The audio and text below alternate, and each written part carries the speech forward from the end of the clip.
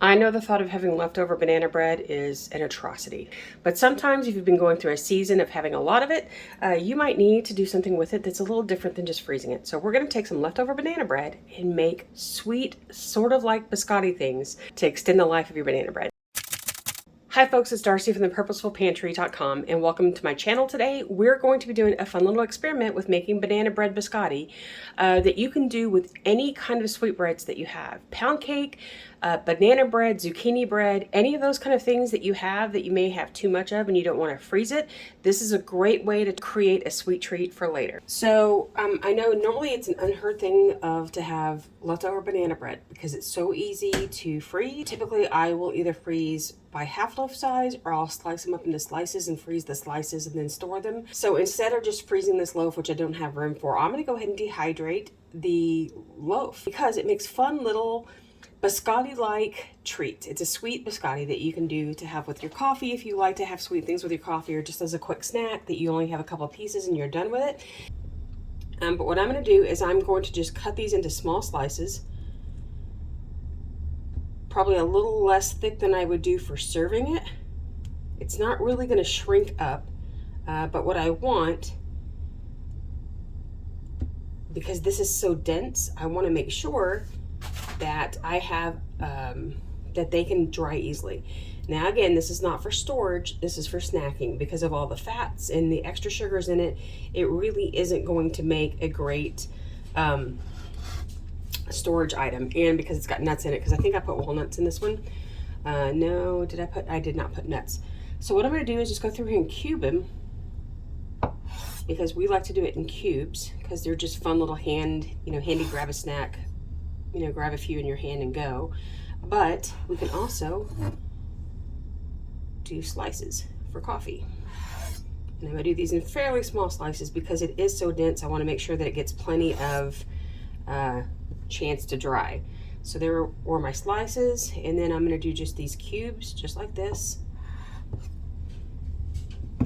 So I have plenty of cubes to do, and then I have these slices.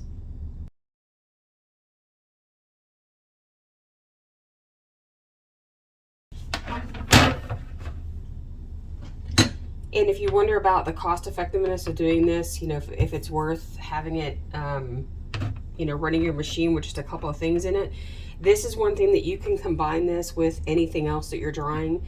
It doesn't need a specific temperature the same way that other things would, and it would be fine running this, in conjunction with something else if you don't want to run it by itself because you're worried about the cost of running a dehydrator. I'm not really so concerned about it. I'm not trying to be privileged that way or anything. It's just that I run mine all the time for a variety of reasons. Sometimes it's full, sometimes it's not. It just depends on what I've got going in there. Okay, so into the dehydrator they go. Okay, there you go. So I'm gonna set the temperature for 150. I'm gonna go ahead and just get these done. I'm not trying to preserve any kind of nutrients in them because that's, most of it's not gonna really preserve. I just don't want to bake it. And then the time, of course, for me, I always set the time at just whatever, because what I want to do is dry by them being actually dry, not by a certain time, because things take what they take. So what I'm going to do is try to get those, I'm just going to put them both on the middle area of the machine, because that's the one that dries fastest, just because of the way these are built. So slices, dices. I'm going to say this is probably going to take, I don't know, maybe 6 hours, but I'll let you know at the end how long it took, because this is a little denser than doing just regular bread for breadcrumbs. So there you go. Okay, so 3 hours later, here's what we have. Crispy bread. Same with the cubes. They're just crispy. You want them to just snap. That's all there is to it. And to store this, it's just an airtight container. These are not for storage because of the fat and the oil that's inside of them. They're not meant for long-term storage. So you would want to do this for a snack for the next week or two. They'll last a little while. You just don't want to keep them forever. So all I'm going to do, because these are going to be gone by the end of the weekend, probably most likely, because everybody likes to snack on this. It's just a quick little piece of sweet in your mouth when you're needing something sweet. So it's going to be nothing more than throwing them into a jar. just like this. And I could make it pretty and make them all stand up and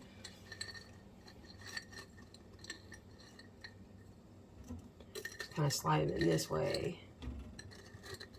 And these are going to last you probably about a good, I don't know, maybe 3-4 weeks.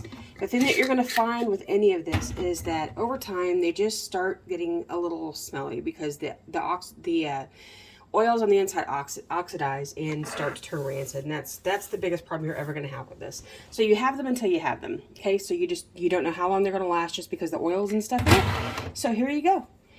Banana bread biscotti, you know, with air quotes around it, because it's not really biscotti, but it's kind of close. So if you'd like to learn more about dehydrating, I've got a video for you to watch right here. And until next time, happy dehydrating.